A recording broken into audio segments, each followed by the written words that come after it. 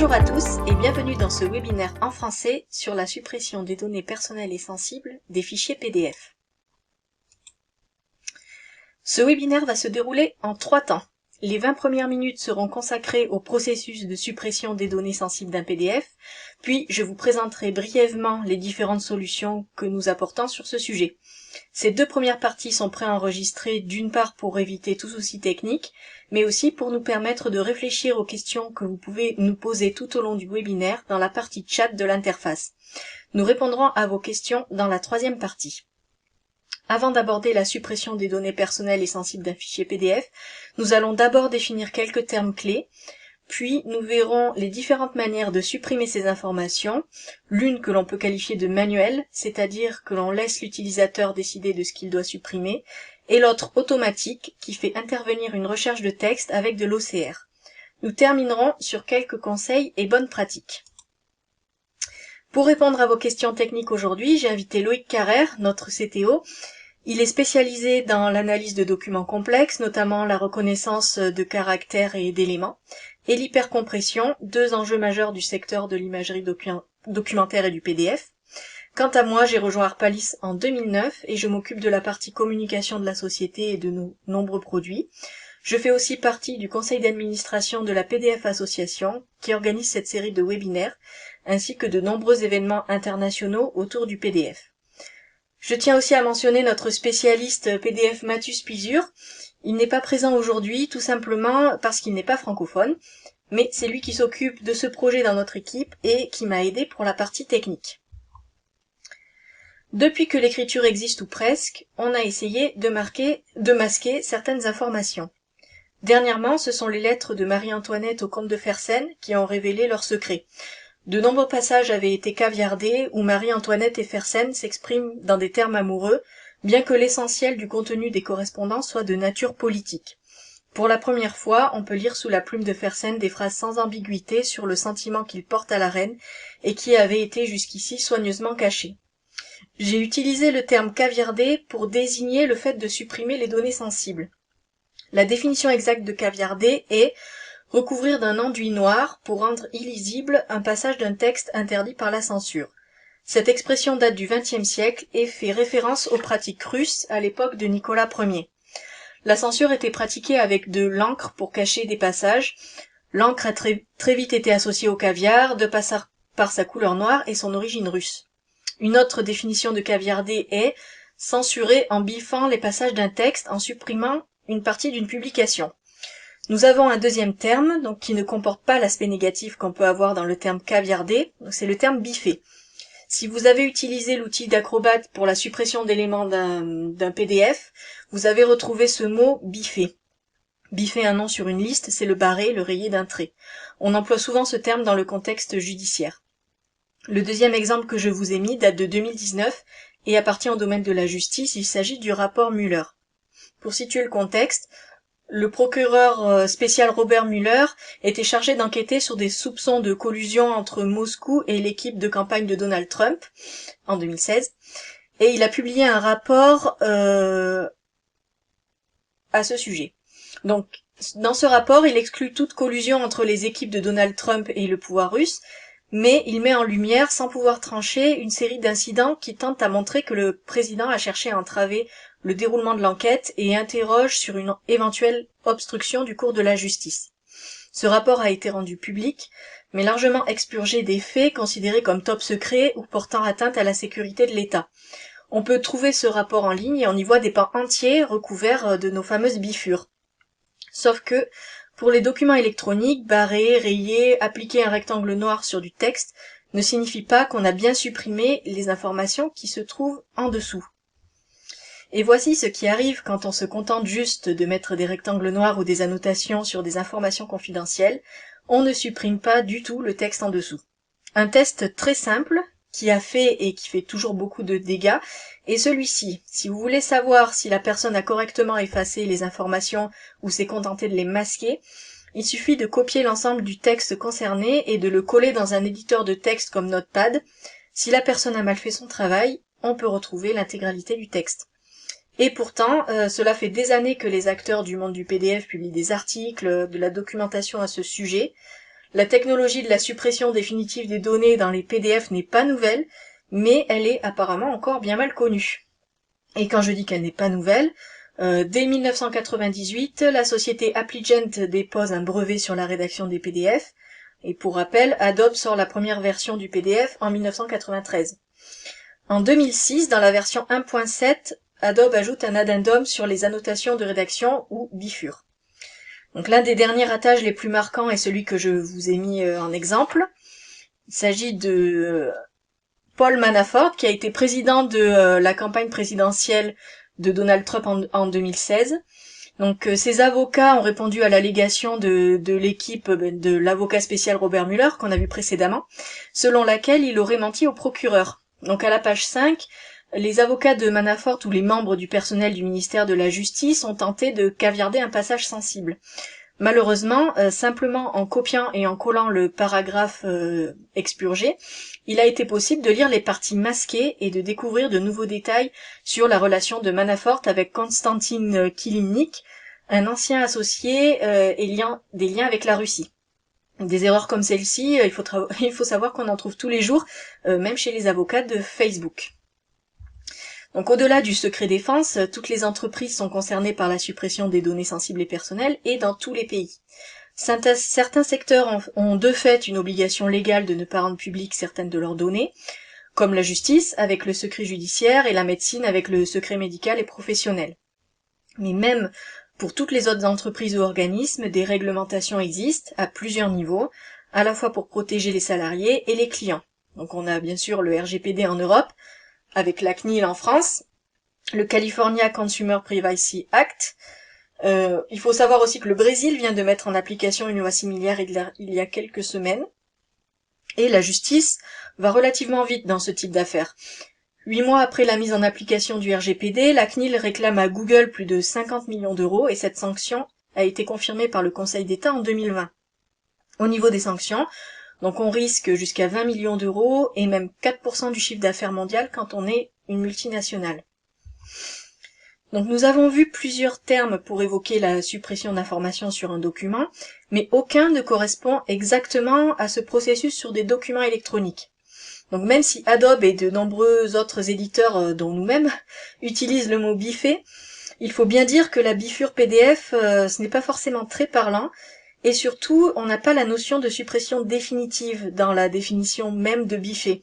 Biffer, ça peut être simplement rayer quelque chose, donc on peut encore le lire, ce qu'il y a sous la rayure.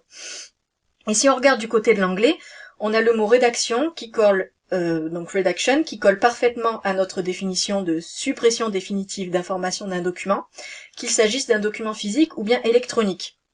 Ce qu'on a donc, redaction is the process of permanently removing visible text and graphics from a document. L'inconvénient de ce terme, c'est son côté faux ami avec le français, mais ne m'en voulez pas si je continue à l'utiliser parce qu'il est plus pratique que bifure. Donc la rédaction avec l'encryption et la signature électronique fait partie des outils de sécurité qu'offre le PDF. Donc j'en ai parlé tout à l'heure dans le webinaire de 13h. Si vous n'avez pas pu y assister, je peux vous envoyer l'enregistrement et le PowerPoint. Au niveau des workflows en général, pour les documents électroniques, la rédaction se fait avant la publication, la distribution ou l'archivage de ces documents. Et pour complexifier encore les choses, le plus souvent, la rédaction n'est pas le seul élément impliqué dans la suppression de données dans un PDF. Donc certains connaissent peut-être déjà le terme de sanitization ou assainissement d'un document PDF. Donc, ce qu'il faut savoir, donc, c'est qu'un fichier PDF, ce n'est pas uniquement la partie visible d'un document. Comme tout document électronique, il y a aussi des informations cachées. Et par informations cachées, on entend les métadonnées, comme l'auteur du document, le titre, sa date de création, la version du PDF, des annotations, les commentaires de ces annotations, les couches de texte cachées, sous les annotations, toujours par exemple, et les pièces jointes, ainsi que d'autres éléments. Donc souvent, les données sensibles que vous avez passé du temps à identifier sur un PDF peuvent apparaître dans les informations cachées. Par exemple, vous avez supprimé le nom d'une personne dans le texte, mais elle peut aussi se trouver dans les métadonnées des images ou dans les commentaires. La définition de l'assainissement est la suppression de toutes ces informations sensibles, masquées ou non, d'un document afin que les informations ne soient pas transmises lors de la publication du PDF. Il est souvent nécessaire de faire une vérification manuelle quand même dans certains cas, parce que l'assainissement automatique peut être complexe à réaliser, donc notamment dans les images de formats différents, les tableurs, les fichiers joints et les index. Donc tous les fichiers PDF n'ont pas forcément besoin d'être assainis. Les PDF images, par exemple, ont généralement peu d'informations cachées. Pour rappel, il existe plusieurs types de PDF, donc les PDF natifs ou vrais ou encore créés numériquement. Donc ce sont des PDF qui ont été créés à l'aide de logiciels comme Word, Excel ou avec la fonction impression dans les imprimantes virtuelles. Ils se composent de texte et d'images. Ensuite, on a les PDF images, PDF raster ou PDF scanné. Lors de la numérisation de documents papier ou lors de la conversion d'une image d'appareil photo, un JPEG, un TIFF ou une capture d'écran, le contenu est verrouillé dans une image. Donc ces documents PDF contiennent uniquement les images numérisées et photographiées des pages, sans couche de texte sous-jacente. Et enfin, on a le PDF interrogeable ou PDF OCR. Donc ces PDF-là résultent de l'application de l'OCR, donc reconnaissance optique de caractères, à des PDF numérisés ou à d'autres documents basés sur des images. Et pendant le processus de reconnaissance de texte, les caractères et la structure du document sont analysés et lus. Donc un calque de texte est ajouté au calque d'image, généralement placé en dessous. Donc si l'on récapitule les informations de cette longue introduction, la suppression des données sensibles, la bifure PDF, la rédaction, ce n'est pas une annotation de type le rectangle noir ou de n'importe quelle autre couleur d'ailleurs, que l'on place par-dessus du texte ou une image. Ce n'est pas de l'encryption, on ne résout pas le problème de la protection des données personnelles en mettant un mot de passe au document, parce que d'autres personnes pourraient avoir besoin d'avoir accès à ce fichier, et pour avoir accès à d'autres informations. Et ce n'est pas non plus un assainissement simple ou une rédaction sans assainissement pour les PDF qui contiennent des informations cachées. Donc maintenant, concrètement, quels sont les différents moyens de supprimer les informations d'un PDF ? Il y a en gros deux manières, l'une qui fait intervenir l'humain et l'autre qui est automatisée. Pour ce qui est du processus manuel, nous avons plusieurs étapes à gérer dans notre application. Donc d'abord, il faut pouvoir ouvrir le document. Ensuite, il faut créer des zones de rédaction. Il faut pouvoir les localiser et appliquer différents paramètres. La couleur, par exemple, ce qui peut être utile d'avoir une couleur différente si on a plusieurs rédacteurs, donc on n'est pas obligé d'avoir que le rectangle noir uniquement. L'ajout de commentaires de titres et de descriptions est aussi très important, notamment lorsqu'il faut préciser pourquoi telle information est supprimée. Et ensuite vient l'étape de l'application des rédactions. Alors attention, il est absolument nécessaire que cette action soit rendue irréversible. Autrement dit, il ne doit pas être possible de récupérer les informations supprimées et la solution doit vous empêcher absolument de revenir sur l'action qui a été faite. Enfin, il faut supprimer les informations cachées, une étape qui ne sera pas forcément nécessaire pour les PDF images, comme on vient de le voir. Pour ce qui est du processus automatique, il fait intervenir un autre outil donc qui est l'OCR. Donc si votre PDF est natif ou déjà OCRisé, pas de souci. Si vous avez un document scanné, il va nécessiter une phase de pré-traitement, appelée aussi clean-up ou nettoyage. Donc interviennent généralement dans cette phase le redressement du document, la suppression des parasites, des bordures, des trous de perforation, l'ajustement du contraste, etc. Donc une fois le document parfaitement nettoyé et lisible, on peut faire intervenir l'OCR. Une fois que notre PDF est scanné et OCRisé, selon le type de données à supprimer, on peut choisir d'utiliser un traitement automatique par Regular Expressions ou regex. Donc ce système est particulièrement utile pour l'identification et donc la suppression des numéros de téléphone par exemple, des numéros de sécurité sociale, des emails ou de tout autre élément de texte bien défini. Ici, on ne prend pas forcément en compte l'aspect sémantique, mais plutôt l'aspect formel d'un mot ou d'une expression.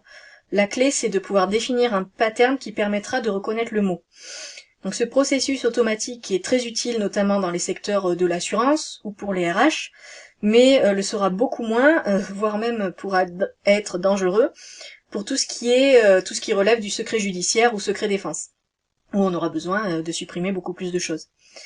Il existe plusieurs librairies avec des algorithmes déjà existants pour plusieurs expressions qu'on peut réutiliser, notamment vous trouverez regexlib. Enfin, même si l'on est dans un processus automatisé, il est nécessaire de vérifier qu'aucune donnée sensible n'a été oubliée. Puis vient l'étape de l'assainissement, n'oubliez pas surtout les pièces jointes et les métadonnées des images.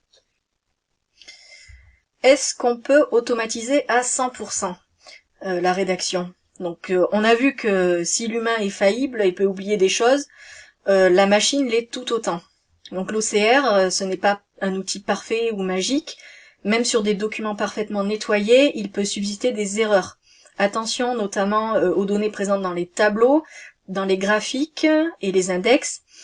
Et un autre problème courant, c'est l'orientation du texte. Donc certains moteurs OCR peuvent avoir des difficultés à détecter le texte orienté de haut en bas ou à l'envers. Donc un peu comme dans l'exemple que je vous ai mis. Et comme dit précédemment, donc attention aux images et aux pièces jointes qui nécessitent une vérification particulière. Enfin, une fois modifiés, les PDF peuvent être archivés. Donc il existe de nombreuses normes sur lesquelles on peut s'appuyer, dont notamment la NFZ 42013, donc qui date de 99, qui a été révisée en 2009. Donc c'est une norme française de l'AFNOR qui précise de nombreuses mesures techniques et organisationnelles autour du fonctionnement d'un système d'archivage électronique. Ensuite, on a l'ISO 14641-1 qui date de 2012. En fait, c'est tout simplement la norme AFNOR qui est devenue internationale. Ensuite, la NF 461 sur les systèmes d'archivage électronique qui date de 2013. Donc, elle certifie que les organismes respectent bien les normes, donc la NF Z42013 et son équivalent chez l'ISO. Et on a la norme OAIS, donc qui est chez l'ISO, et 14721, qui date de 2002, donc c'est quand même pas récent, révisée en 2012. Et donc celle-ci, elle décrit donc la mise en place d'un SAE pour que ce dernier soit pérenne, peu importe les évolutions numériques. Donc cette norme déclarative explique et décrit la structure de l'archivage et du fonctionnement d'un SAE en se basant donc sur le respect du référentiel général d'interopérabilité dans le RGI. Donc voilà pour les normes génériques. Le PDF bien entendu lui aussi est standardisé, notamment le PDF-A qui est la norme pour l'archivage à long terme. Donc le PDF-A c'est la norme ISO 19005 qui est donc sa première édition c'était en 2005, puis en 2011, en 2012, et on le verra, il va y avoir une nouvelle révision là en 2020. Donc cette norme est une norme internationale qui définit le format PDF-A, donc à la base PDF A1 qui est basé sur le PDF 1.4, donc comme format de fichier de documents électroniques placé dans un SAE pouvant être conservé sur du long terme.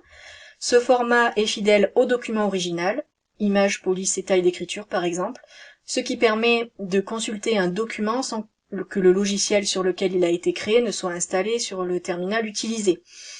Donc la norme a été révisée en 2011 avec le PDF A2, en 2012 avec le PDF A3 et une nouvelle version va sortir dans les prochaines semaines, donc le PDF A4. Le PDF A4 est basé sur le PDF 2.0, lui-même sorti en 2018. Il comprend donc toutes les améliorations de la version 2.0. Certains ont peut-être assisté au webinaire sur les nouvelles versions, qui était au début du mois. Mais si vous voulez, je peux vous faire passer le PowerPoint de cette présentation qui liste en détail les nouvelles fonctionnalités. Donc pour terminer, il est bon de rappeler une chose importante pour le PDF en général, pas seulement pour la rédaction. Ce n'est pas parce que les normes existent qu'elles sont respectées à la lettre par tous les éditeurs de logiciels et de solutions. Il est absolument impératif de procéder à des tests avant d'acheter une solution, quel que soit le vendeur. Vous pouvez avoir des documents ou des pratiques spécifiques qui donneront de meilleurs résultats avec tel logiciel plutôt qu'un autre. Donc si vous souhaitez en savoir plus sur la manière dont la spécification décrit la suppression des données sensibles, donc les Reduction Annotation, je vous ai mis les références. Donc pour le PDF 1.7, c'est la partie 12.5.6.23. Et pour ceux qui sont déjà passés au PDF 2.0, c'est le 14.8.2.2.2, donc avec une nouveauté sur les Artifact Structure Element Type. Et en conclusion, donc il est bon de rappeler que l'aspect technique de la suppression des données personnelles et sensibles dans les documents électroniques n'est qu'une étape d'un processus beaucoup plus important. Et dans tous les cas, il vous faudra cocher tous les éléments de la liste suivante.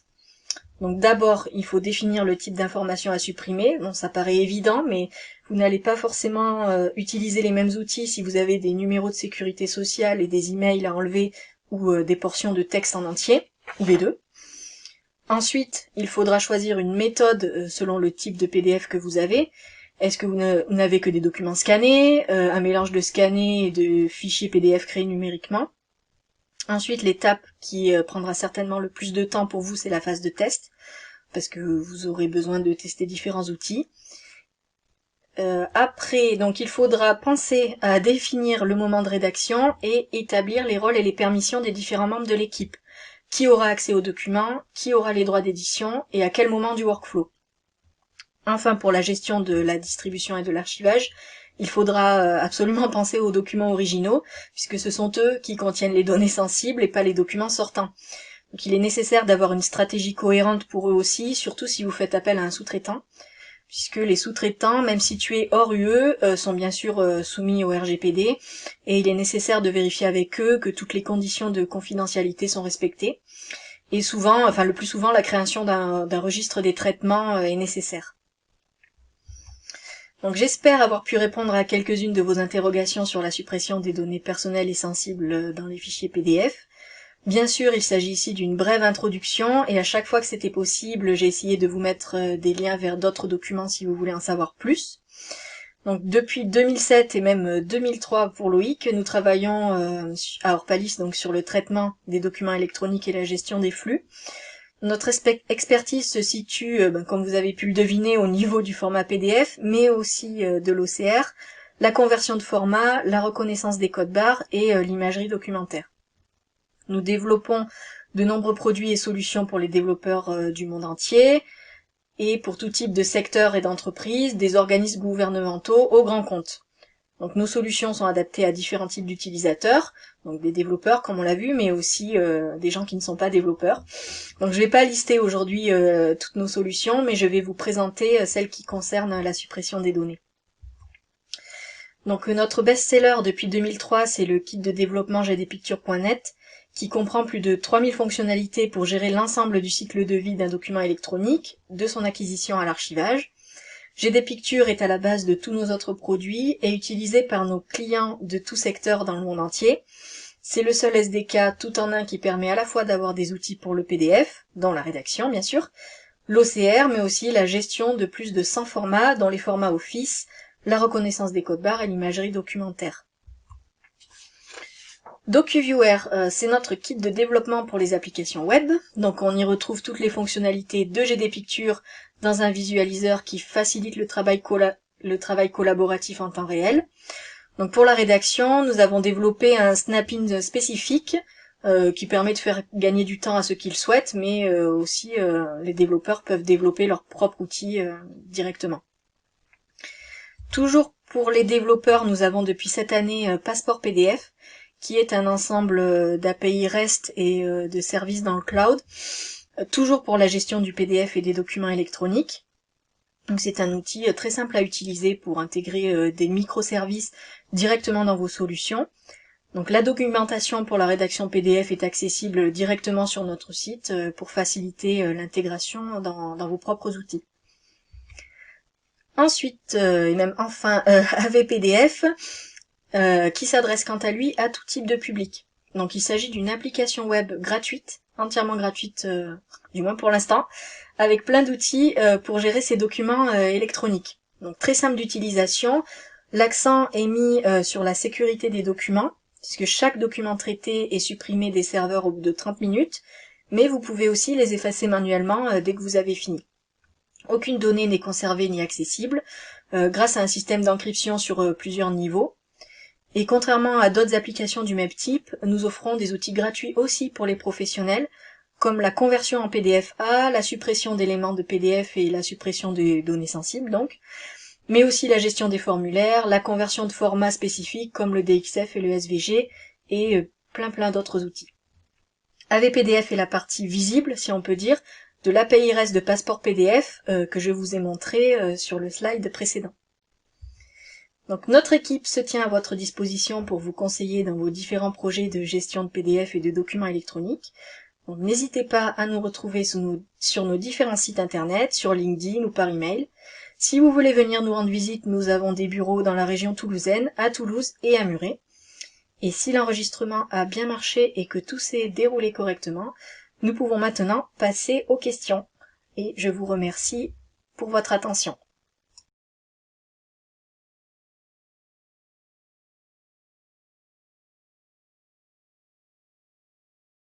Merci Elodie for the interesting presentation. We are now going to begin answering the questions which have been submitted during the presentation. As a reminder, you can still submit your questions through the questions panel, as you can see on the screen. Elodie is also on video here, so you can see her. Then, yeah, because the questions are in French, I would hand over to Elodie, and I hope you can speak now. We did not mention, but now it's okay. Donc, n'hésitez pas à poser vos questions si vous en avez.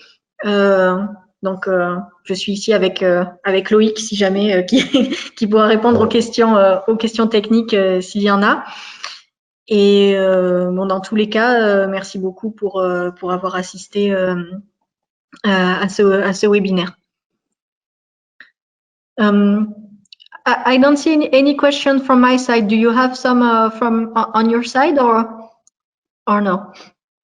I can bridge one. So when I look to Germany or United States, reduction is mainly in government. This is the same in France. Sorry, I didn't hear the first part. Here in Germany and in the United States, reduction is mainly a topic for government. Same in France, or do you have also banking, insurances? Alors en fait, la question la pose sur le secteur d'activité qui utilise la rédaction, puisque en Allemagne et aux États-Unis notamment, c'est surtout les organismes gouvernementaux qui l'utilisent. Mais je dirais que chez nous, ça va être beaucoup aussi tout le domaine légal. Et de plus en plus, de toute façon, les RH vont devoir l'utiliser, notamment pour la gestion des documents personnels des employés ou des collaborateurs qui ne doivent pas être accessibles à tout le monde, quoi. Donc, c'est vrai qu'avec le RGPD, qui a été un peu le premier en Europe, donc évidemment c'est en Europe, mais ça ne concerne pas que les entreprises européennes, puisque ça concerne toutes les sociétés qui ont des clients en Europe. Donc voilà, ça concerne aussi les sociétés américaines ou d'autres pays. Et donc là, tout le monde après, tous les autres pays se sont un peu lancés dans cette même idée, puisqu'on a eu la Californie qui a sorti une loi juste après, là le Brésil, et donc c'est un peu la tendance, enfin de manière générale, à protéger les données personnelles. Donc comme on a vu, c'est pas seulement les secteurs qui ont vraiment des données ultra personnelles, ultra secrètes, c'est vraiment toutes les sociétés qui peuvent avoir besoin de supprimer des choses dans leurs documents avant de les archiver. Et comme bien sûr maintenant on archive les documents de manière électronique et non plus papier, enfin on essaye de plus en plus d'éviter. Donc il est nécessaire d'avoir une phase de traitement de tous ces fichiers électroniques avant de les archiver.